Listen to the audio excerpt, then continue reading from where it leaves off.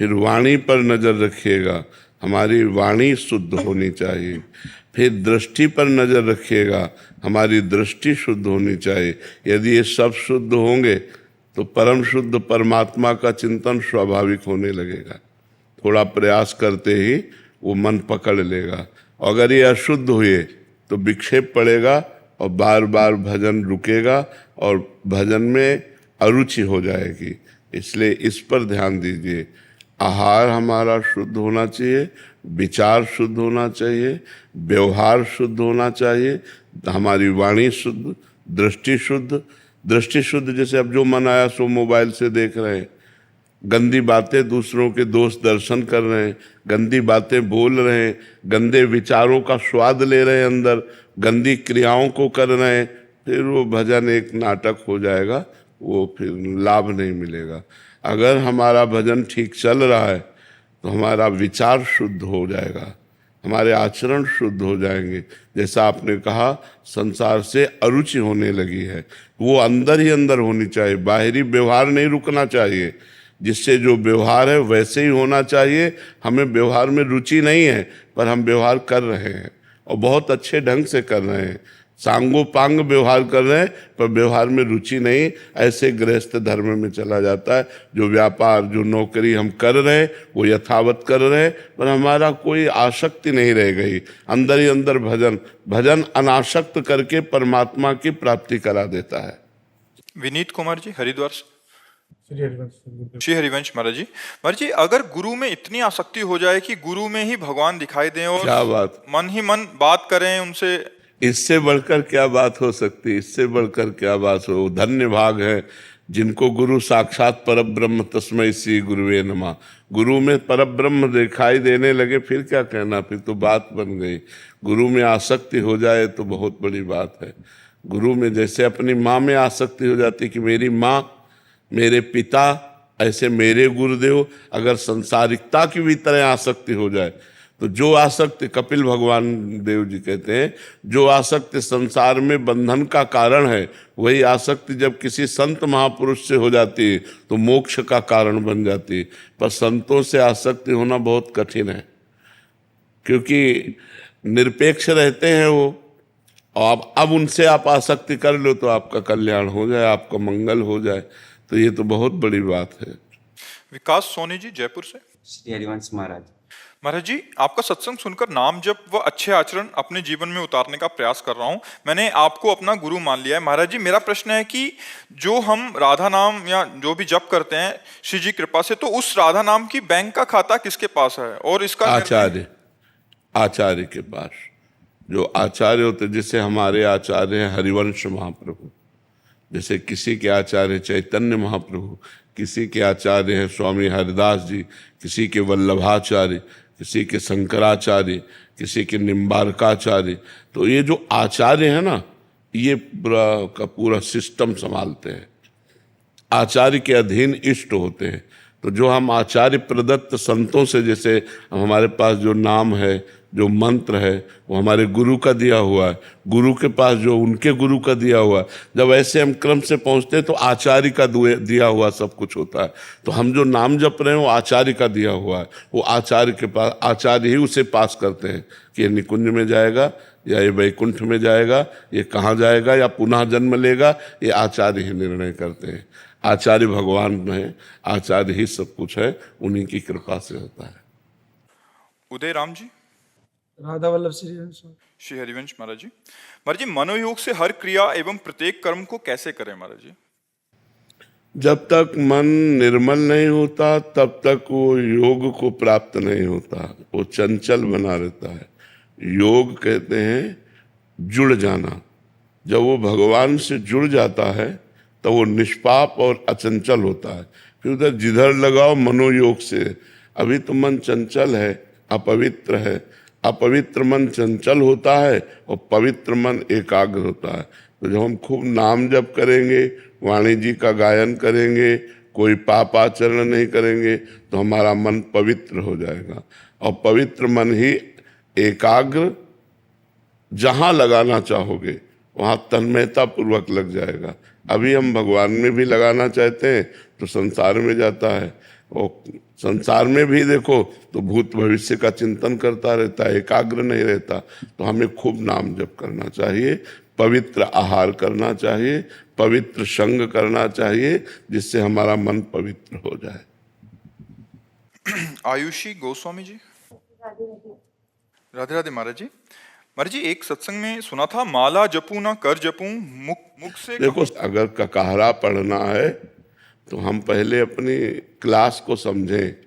हम पीएचडी की बात ककाहरा पढ़ करके बोलेंगे तो नहीं समझ में आएगा। अब आप पढ़ नहीं पा रहे अध्यात्म का ककाहरा और बात पीएचडी की कर रहे हो।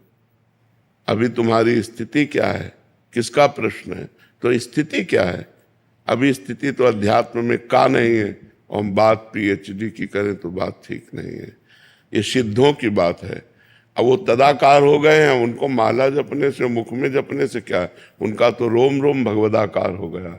उनकी बात हम लोग नहीं। हम लोग अभी ककाहरा शुरू करें परमार्थ का।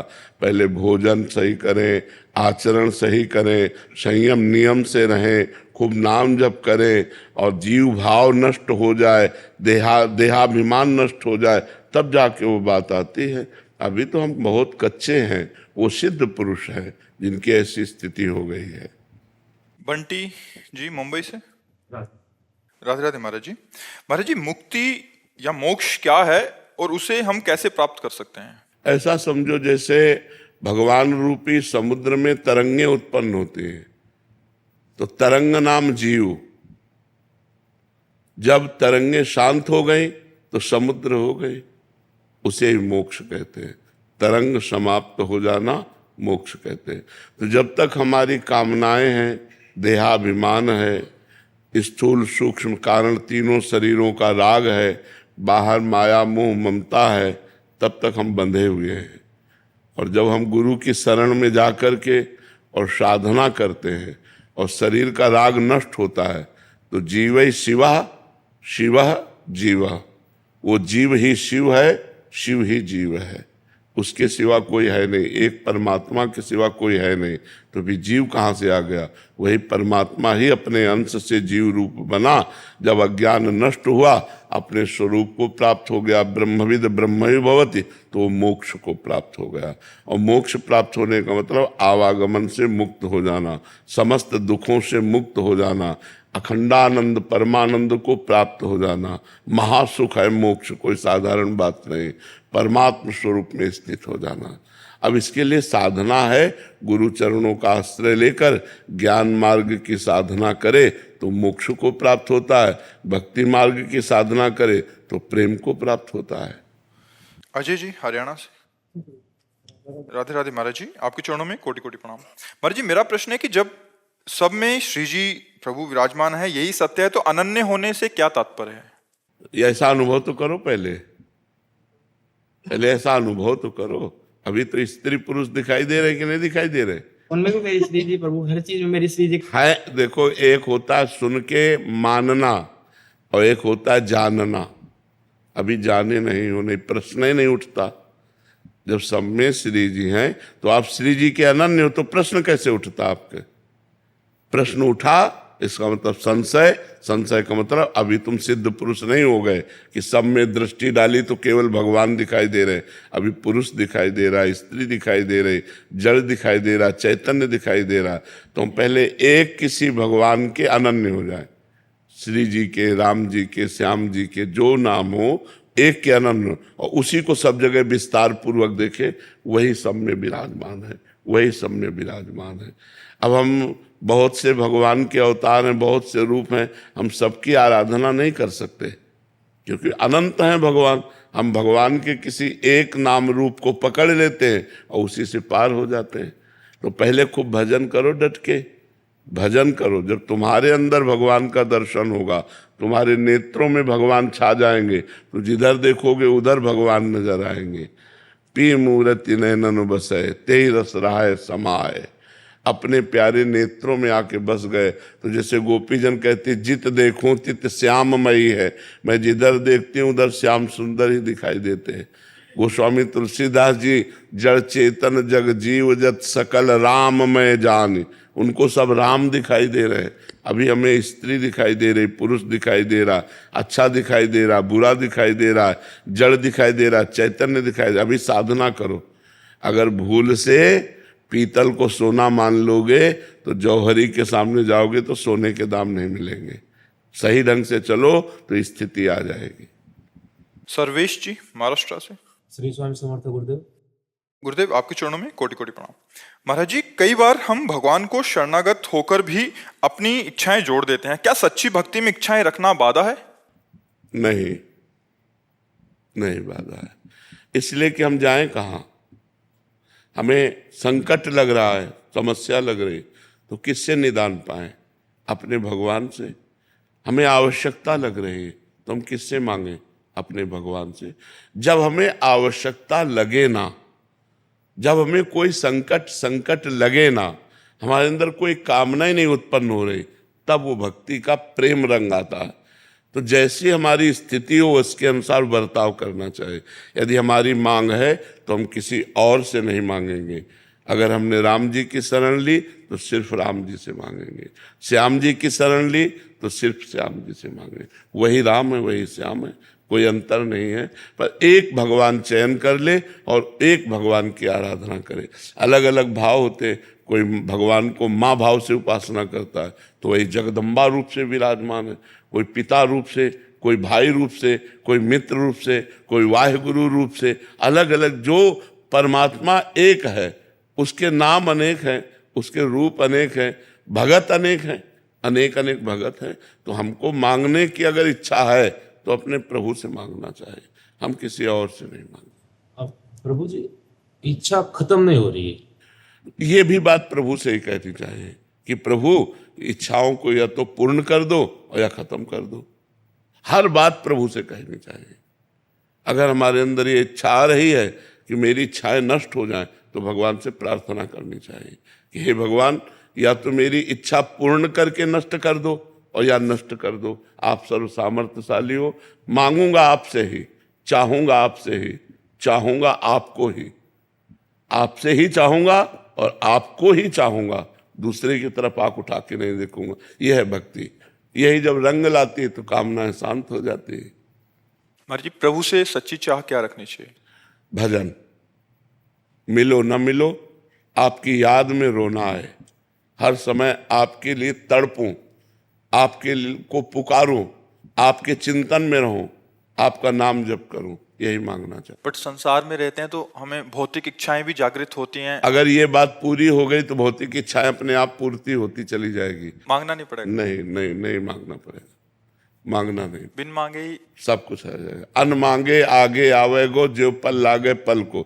जैसे हम पलक झपकते नहीं, झपक जाती है, ऐसे ही हमें जो जरूरत होगी अपने आप आ जाएगा, क्योंकि हमारे प्रभु सर्वज्ञ है ना, सब जानते हैं, वो भेज देंगे। हमारे विश्वास में कमी होती है कि हम मांगते हैं। हाँ, हमारे विश्वास में कमी होती है, तभी हमको भगवान से मांगना होता है। नहीं, सच्ची मानो, न संकट निवृत्ति के लिए कहना है, न किसी वस्तु की पूर्ति के लिए कहना है। वो सर्वज्ञ हो, अपने आप व्यवस्था कर देंगे। पर हम लोग घबरा जाते हैं कि पता नहीं, तो हे भगवान आप ऐसा। तो ये भी ठीक है, ये भी ठीक है। एक स्थिति आएगी जब ये भी हट जाएगा। आज हमारी स्थिति आई कि औरों से मांगना हमारा बंद हो गया, केवल हम प्रभु से मांगते हैं। एक दिन आएगा कि प्रभु से मांगना भी बंद हो जाएगा। महाराज जी, इसमें दो सिद्धांत आते हैं जो आपके सानिध्य से पता। एक है कर्म रहस्य, कर्म के अनुसार ही मिलेगा। दूसरा है प्रभु से मांग या अंदर इच्छा हो जाना। तो इन दोनों में कैसे सामंजस्य बना? कर्म से देहाभिमानी पुरुष प्राप्त करना चाहता है, लेकिन भक्त जो है वो भगवान से प्राप्त करना चाहता है। तो वो फिर संबंध है ना, स्वामी सेवक का संबंध है, या हमारा भाई भाई का संबंध है, या हमारा दोस्त का संबंध है, या हमारा पिता पुत्र का संबंध। जो हम भाव रखते हैं भगवान से कि हमारे भगवान मित्र हैं, हमारे भगवान स्वामी हैं, हमारे भगवान तुमेव माता च पिता तुमेव, तुमेव बंधुश्च सखा तुमेव, तुमेव विद्या द्रविणं तुमेव, तुमेव सर्वम मम देव देव। जैसे नरसिंह जी के बेटी के भात का निमंत्रण आया, उन्होंने कोई कर्म थोड़ी किया, उन्होंने निमंत्रण कार्ड भगवान के आगे रख दिया कि अब हमारे तो आप ही हो, आप ही देखो। तो सेठ बन करके गए, सब पूरा हिसाब किया कि नहीं किया? कोई कर्म किया क्या नरसिंह जी ने? कोई कर्म नहीं किया। नरसिंह जी को हुंडी दिया संतों ने आके, और द्वारिका में तो उन्हीं के नाम लिख दिया ठाकुर जी के, तो ठाकुर जी ने चुकाया हुंडी की? नहीं चुकाया। कोई कर्म नरसिंह जी ने थोड़ी। इसका मतलब भक्त की अगर संबंध दृढ़ हो जाता है, स्वीकृति हो जाती है, तो कर्म का सिद्धांत अलग हो जाता है। अलग हो जाता है, वो कर्म का सिद्धांत अलग बहुत है। अच्छा हुआ। हाँ, इसीलिए तो भक्त की जय जयकार है। कोई बिना किए सब कुछ भगवान दे देते हैं, क्योंकि संबंध उस संबंध से है, और वो अपने शरीर संबंध हमसे है कि मैं ये करूंगा तो उसका वो फल मिलता है। लेकिन भक्त को बहुत बड़ी बात मिल जाती है कि उसका संबंध भगवान से है, तो भगवान का सर्वलोक महेश्वर वैभव है, तो वो जो चाहे वो भक्त को दे सकते हैं। तो भगवान के यदि हम सहारे हैं तो इतना बड़ा काम चल रहा है। जैसे इस समय बाढ़ हमारे वृंदावन में और बहुत जगह आई हुई है, तो अपने नज़दीक ही आधा वृंदावन डूबा हुआ है। अब मोमबत्ती है, बिस्कुट है, रोटी है, दाल है, दूध है, मतलब जो जो आवश्यकता है, बिस्लरी की बोतलें हैं, और जाओ नाव में बैठकर सबको दो जा करके। अब ये सब चल रहा है, तो कहाँ से चल रहा है? देनहार कोई दे और है, देत रहते दिन रहे। लोगों को अपने खाने की परेशानी है, और यहाँ भगवान के सहारे तो हजारों को भोजन बट रहा है। अब विचार करके देखो, और हम किसी से मांगते नहीं, भगवान सब दे रहे हैं, देनहार कोई और है। कल आए थे तो अपने बड़े गुरुदेव जो रास्ता जाता है, तो वहाँ पे एक माता जी खड़ी थी, तो वो बोल रही थी कि यहीं से कुछ तो भी 5 मिनट का अंतर पे उनका घर है, तो उधर तो पूरा पानी भर गया है। तो वो बोले मैं 3 दिन से बाहर हूँ, 3 दिन से बाहर हूँ, खाना पानी तो एकदम नसीब से चल रहा है। लेकिन उन्होंने बोला कि आपकी सब कोई मदद नहीं कर रहा है, सिर्फ गुरुदेव आपके जो शिष्य परिकर है वो सब उनको मदद कर रहे हैं। तो वो मतलब उनने इतने आशीर्वाद दिए कि मतलब मैं उधर ही उनको नमन कर दिया। बिल्कुल बिल्कुल बिल्कुल। नहीं, अब सोचो, अब जो छतों पे चढ़े हैं, न भोजन है, न पानी है, न कुछ है, कई दिन से चढ़े हैं, अब नावों से जा करके आवाज लगा लगा करके, तो ऐसे लोग मतलब महाराज जी बहुत सारे बंदर हैं, ऐसे बंदर हैं जो पेड़ों पे चढ़े, अब नीचे सब पानी भरा है, तो उनके लिए नाव में केले भरवा करके, उनको केले हैं, फल है, उनको ऐसे रोटी है, वो ऐसे दौड़ दौड़ के खा रहे, क्योंकि कई कई दिनों से पेड़ों से नीचे नहीं उतरे, पेड़ों पर चढ़े हुए हैं। तो ये बहुत बड़ी सेवा है। हम ये प्रार्थना करेंगे कि आसपास अगर जिनके प्रांतों में बाढ़ आई है, तो ऐसा करना चाहिए कि अगर आप 10 लोगों का ही सहयोग कर देंगे तो बहुत बड़ा सहयोग। ये अचानक विपत्ति, प्राकृतिक विपत्ति आई है ना, बहुत से प्रांतों में बाढ़ है, बहुत से प्रांतों में, पंजाब हिमाचल आदि में तो बहुत ज्यादा। अपने नजदीक देख लेना चाहिए, जहाँ से लोग भूखे प्यासे हैं, उनको पानी है, भोजन है, कुछ थोड़ी भी सेवा कर दे। हम कह रहे हैं कि 150 लीटर पानी बढ़िया फिल्टर किया हुआ और 1500 के बिस्कुटें लेकर के दे दे, तो कम से कम प्राण तो पोषण होगा। तो ऐसे लोग फंसे हुए हैं, उनका सहयोग करना चाहिए। अंकिता पांडे जी, रायबरेली। महाराज जी मेरा प्रश्न है कि हर कोई मुक्त होना चाहता है, पर मुझे अभी कहाँ होना चाहता है बच्चा? नहीं नहीं नहीं, कहाँ मुक्त होना चाहता है? हर कोई भोग भोगना चाहता है, हर कोई अरबपति बनना चाहता है, हर कोई अपना यश मान मुक्त कहाँ होना चाहता है? असंख्यों पुरुषों में अगर पूछो कि मुक्त, तो अंगुली में गिन पाओगे जो मुक्त होना चाहते। असंख्यों पुरुषों में मुक्त होना कहाँ चाहते? यही तो कठिन बात है। इस संसार से कौन मुक्त होना चाहता है? लड़का बच्चा अच्छे लगते हैं, दूल्हा अच्छा लगता है, मकान अच्छा यहाँ मुक्त कौन होना चाहता है? जिसको कुछ अच्छा नहीं लगता वो मुक्त होना चाहता है। तो ये आप अच्छे लगने लगे उनके लिए। अब ये बात है कि जिनको संत महात्मा अच्छे लगने लगे, उनका मार्ग तो अलग होने लगता है फिर, क्योंकि संत महात्मा अच्छा लगने का मतलब उनकी वाणी अच्छा लगना, उनके उपदेश अच्छे लगने, उस उपदेश पे चलना। तो जहां संत चल रहे हैं वहीं आप चलने लगोगे, फिर वो मोक्ष मार्ग मोक्ष चाहो और प्रेम मार्ग प्रेम चाहो, जो चाहो वो प्राप्त हो जाता है। आप एक बार फिर से वापस आना चाहते हैं धरती पे और बरसाना में जन्म लेना चाहते हैं और खूब सेवा करना चाहते हैं, ये कैसे मुमकिन है? अब ये तो श्री जी के हाथ की बात है। श्री जी बुलावे बरसाने में और श्री जी सेवा करा, तो ये सब लाडली जी के, तो राधा राधा जपो, सब संभव हो जाएगा।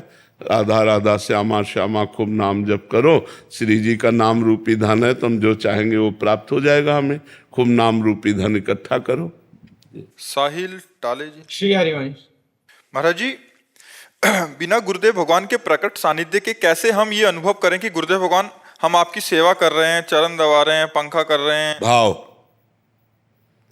हम रोज अपने गुरुदेव भगवान के भाव में चरण दाबें तो भावोत्सवेन, भाव के द्वारा पहुंच जाएगा। हम चरण दबा रहे हैं, हम ध्यान कर रहे हैं विषयों का, वो चरण दबाना नहीं हुआ। चरण नहीं है लेकिन भाव के द्वारा चरण दबा रहे हैं, वो पहुंच गया। समझ रहे हो ना?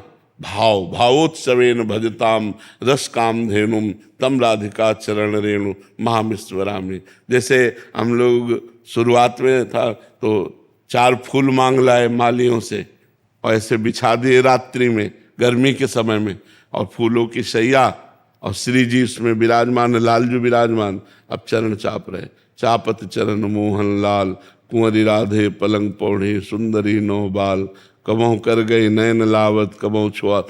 बस भाव में कभी कभी रोना आ जाता। अब कुछ नहीं है, भाव है। और भाव नहीं है तो प्रगट में चरण दबाओ। चिंतन संसार का चल रहा है, कोई लाभ नहीं मिलने वाला। भगवान भाव के भूखे हैं, भाव का भूखा हूं मैं, और भाव ही एक सार है। तो हम चाहे गुरुदेव कहें चाहे भगवान कहें, बात तो एक ही है। तो हम भाव से गुरुदेव की सेवा, अब हम गुरुदेव के वस्त्र धो रहे हैं, अब हम गुरुदेव को भोजन पवा रहे हैं, अब हम गुरुदेव की सेवा, वो गुरुदेव की ही सेवा हो रही है। इसका फल क्या होगा? गुरुदेव की कृपा, गुरुदेव की कृपा का फल है भगवत प्राप्ति। मोक्ष मूलम गुरु कृपा, मोक्ष का मूल क्या है? गुरु कृपा। तो गुरुदेव की कृपा प्राप्त। नाम जब से अंतःकरण पवित्रता आएगी, वो इससे भी इसमें हाँ, भाव तभी बनेगा जब अंतःकरण पवित्र होगा। चिंतन से सर दुला भी हो सकता है। हाँ बिल्कुल हो सकता है, बिल्कुल हो सकता है। उन चरणों में अन्यथा और कैसे बढ़नी चाहिए कि इतना आनंद हो जाए? जैसे अनन्यता कैसे बढ़नी चाहिए? जितना गुरु मंत्र जपोगे उतने गुरु से प्रेम होगा। जितना गुरु प्रदत्त नाम और मंत्र जपोगे उतने गुरु से प्रेम होगा। और नाम मंत्र नहीं जपोगे तो गुरु में दोष दर्शन हो जाएगा, गुरु में मनुष्य बुद्धि हो जाएगी। और नाम जप करोगे तो गुरु की कृपा तुम्हें उठाती चली जाएगी। तुम्हारा भाव, तुम्हें रोना आने लगेगा गुरुदेव की याद करके कि मैं गुरुदेव के बिना नहीं जी सकता। जो ऐसे शिष्य हैं, धन्य है उनका जीवन, जो गुरुदेव के लिए तड़पते हैं, गुरुदेव के लिए रोते हैं कि मैं गुरुदेव के, मैं श्री जी को क्या जानूं, मैं लालजू को क्या जानूं, मैं तो अपने गुरुदेव को ही श्री लालजू मानता हूँ, प्रियाजू मानता हूँ। वो मुझे कभी मेरे आंखों से ओझल ना हो, मैं हर समय उनके चिंतन में डूबा रहूं, कभी कोई ऐसी गलती ना हो जाए जो गुरुदेव को दुख पहुंचे। ये भावना है, ये चिंतन, तो हमारा गुरुदेव से प्रेम हो जाएगा। मनीष जी मथुरा से। महाराज जी, आपके प्रवचनों को सुनकर देश व विदेश के लाखों लोगों ने मांस, मदिरा व गलत आचरणों को छोड़ दिया। आपकी प्रेरणा से लाखों लोग नाम जप भी शुरू कर दें। महाराज जी, आपकी कृपा सारे संसार पर हमेशा बनी रहे। महाराज जी, मेरा प्रश्न है कि इंसान की नियति तय होती है या भगवान पर आस्था, समर्पण व नाम जप से नियति को इंसान बदल सकता है? बदल सकता है, बदल सकता है, बदल सकता है। अगर बदला ना जाता तो हमारा मोक्ष होता ही नहीं, हमारा कल्याण। नियति में नहीं लिखा मोक्ष होना, नियति में नहीं लिखा भगवान की प्राप्ति।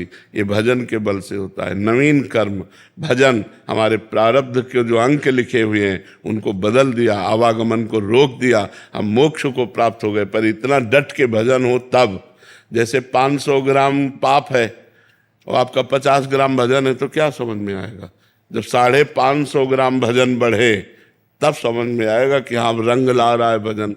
तो हमारे पाप तो पहाड़ जैसे हैं और भजन थोड़ा सा राई जैसा हो रहा है, तो कैसे समझ में आएगा? पर इतने से ही कृपा उठा लेती है जीव को, उन्नति की तरफ ले जाती है, अध्यात्म उन्नति की तरफ। तरनी तनुजा जी। महाराज जी, आप कह रहे हैं कि घर के आंगन में तुलसी जी के जो बहुत सारे फैल गए महाराज जी, उससे क्या हो गया कि बहुत सारे मच्छर और कहते हैं सांप आने का भी डर रहता है कि बच्चे ये भी बहुत खेलते हैं। तो महाराज जी, उसको हम क्या करें? हम उनको भी हानि नहीं पहुंचाना चाहते हो? एक गमले में तो तुलसी जी रखे और उनके दाना बिखर जाने पर जो तुलसी जी आवे वो उनको और अन्य घरों में दे देना चाहिए जो लेना चाहें। नहीं फिर ऐसी जगह स्थापित कर देना चाहिए जहाँ किसी को विक्षेप न पहुँचे। जैसे आप कह रहे हैं कि मच्छर है, घर है, तो वहाँ कहीं सांप ना आ जाए, जंगल जैसे हो रहा है। तो हमको चाहिए कि उनको जड़ से उखाड़ करके अन्य लोगों को दे देना चाहिए, या फिर ऐसे स्थान पे लगा देना चाहिए बाहर जहाँ किसी को कोई डिस्टर्ब ना हो। और घर में एक गमले में तुलसी जी विराजमान रहनी चाहिए। लक्ष्मण चौहान जी। श्री हरिवंश महाराज जी, राधा जी का प्रकट में साक्षात्कार के लिए क्या केवल मैं नाम जप करने लगूं तो हो जाएगा? देखी रूप नाम आधीना, रूप का दर्शन नाम के द्वारा ही होता है। जितना नाम जप करोगे तो श्री जी कृपा करें तब वो दर्शन देंगी। ब्रह्मेश्वरादि सुदुरूह पदारविंद, ब्रह्मा शिव और इंद्र इन सबके लिए दुर्लभ है। जो चरणारविंद हैं राधा प्यारी जी के, वो कृपा करके दर्शन दे दें तो है, नहीं तो कोई अपने तपोबल से तो उनके दर्शन नहीं पा सकता। बस रो रो के पाया जा सकता है। बिन रोए किन पाइया प्रेम प्यारा मीत। जब रो रो के राधा राधा राधा हा किशोरी करुणा करो लाडली, तो बड़ी कृपालु है, वो कृपा करके दर्शन दे दे, नहीं तो किसी की सामर्थ्य नहीं है। तेजो रूप निकुंज वे कलयन नेत्रादि पिंड स्थितम, महातेज कांति स्वरूप श्री जी को कौन देख सकता है। जब लाडली जो कृपा करे तो वही दर्शन दे दे जी। कशिश मिश्रा जी। श्री महाराज। महाराज जी आपके चरणों में दंडवत प्रणाम। महाराज जी आपके सत्संग और एकांतिक में हमने सुना है कि आप बच्चापन से ही बड़े साहसी थे। आपने हर अनुकूल या प्रतिकूल परिस्थिति से लड़ा और उसे रौंद के आगे बढ़ने का प्रयास किया और घुटने नहीं टेके, चाहे कितनी भी कैसी परिस्थिति आए। महाराज जी हम कैसे हमारा दिमाग ऐसे बनाएं कि हर परिस्थिति से लड़ें और आगे बढ़ें जीवन में? असल बात भगवान ने सब करवाया, हमारी तो ताकत नहीं थी, भगवान ने करवाया, सब भगवान ने करवाया बच्चा। हम मतलब सच्ची कह रहे हैं, हम कोई भाव की बात नहीं कह रहे, हमसे भगवान ने करवाया। जब हमें अनुभव ही नहीं हुआ कि मैंने किया तो कैसे हम कह दें मैंने किया। मेरे भगवान ने सब करवाया। मुझे कदम कदम पर वो आत्मबल देते गए, कदम कदम पर वो संभालते गए, वही सब संभालते, वही कुछ नहीं, केवल भगवान। भगवान वो जो चाहे वो करवा सकते हैं, जिससे चाहे उससे करवा सकते हैं, तो उन्होंने ये सब करवाया। हमारे बस की बात तो थी नहीं, हम भी मनुष्य हैं, हमारे बस की बात नहीं थी, भगवान ने सहाया। अब जैसे कई कई दिन भोजन नहीं मिला तो कभी घर की याद नहीं आई कि यार चलो घर एक बार तो, जैसे भगवान रखे। कभी इतना भोजन मिल गया खूब डट के पा लिया, कभी ऐसे जीवन व्यतीत हुआ है।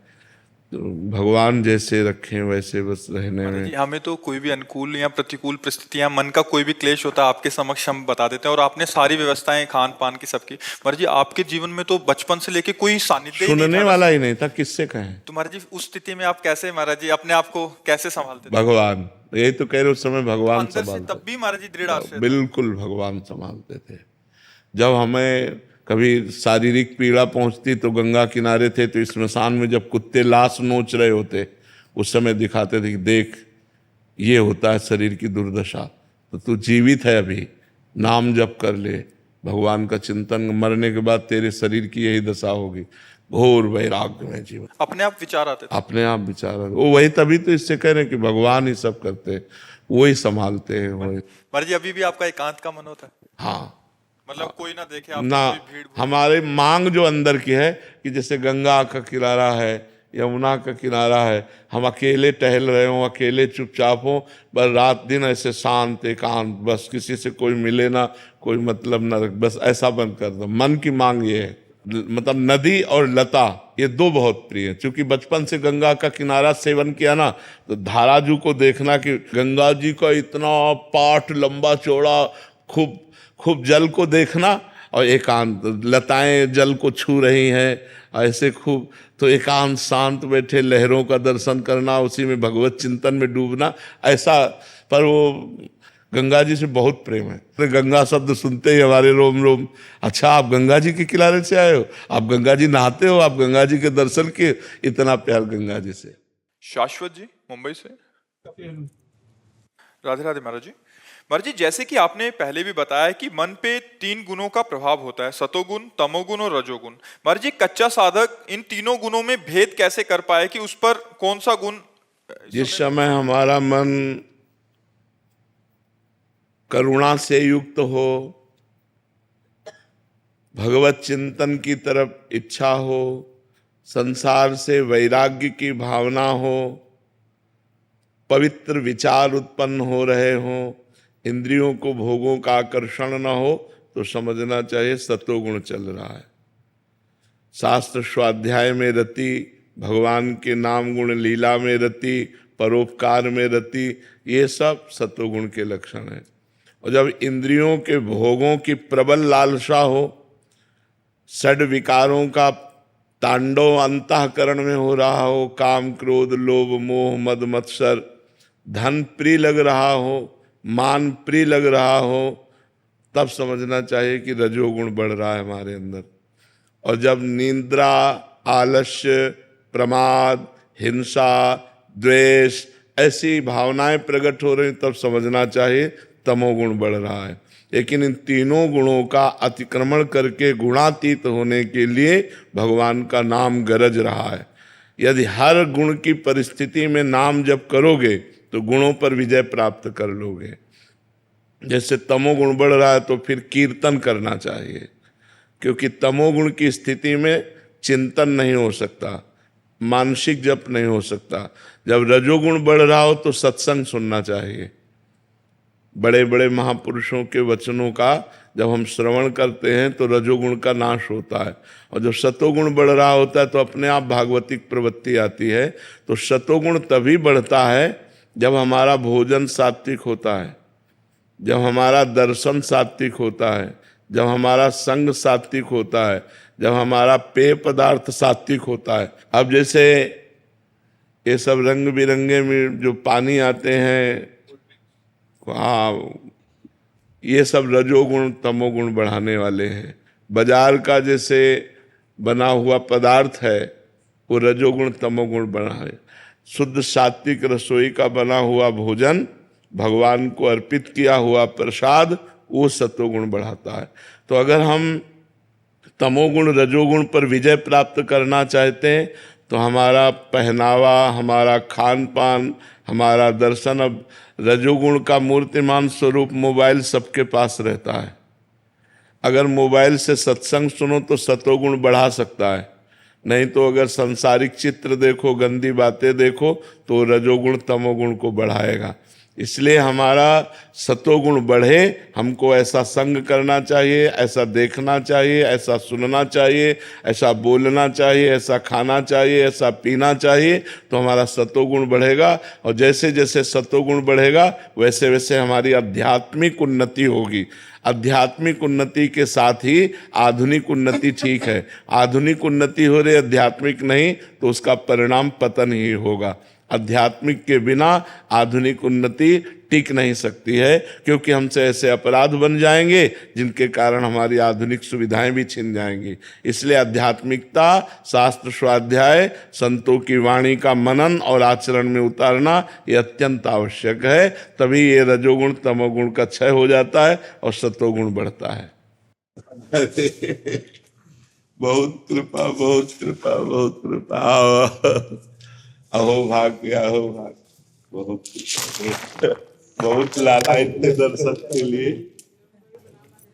बहुत दर्शन के लिए लालायित थे। मेरा द्वादश ज्योतिर्लिंग का पुण्य, द्वादश ज्योतिर्लिंग 4 धाम चरणामृत भेजा था द्वादश ज्योतिर्लिंग का, तो अभी तक चल रहा था। अब देखो कृपा करके लाए हो। हाँ, फिर से माता बगलामुखी का, माता पीतम्बरा,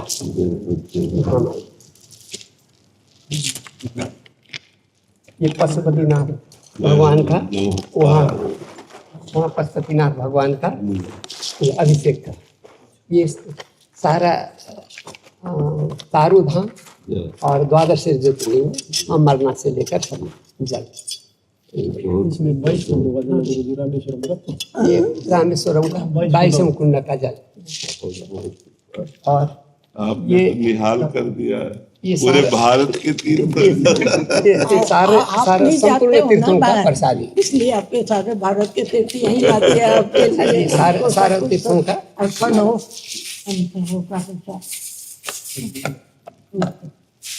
तो आपके ऋणी है नहीं नहीं महाराज जी, ये बद्रीनाथ से लेकर पशुपतिनाथ का सारे तीर्थों का ये चंदन महाराज से ये स्पर्श कर देना। ये 9-10 ज्योतिर्लिंग पे छुआ हुआ शिवलिंग।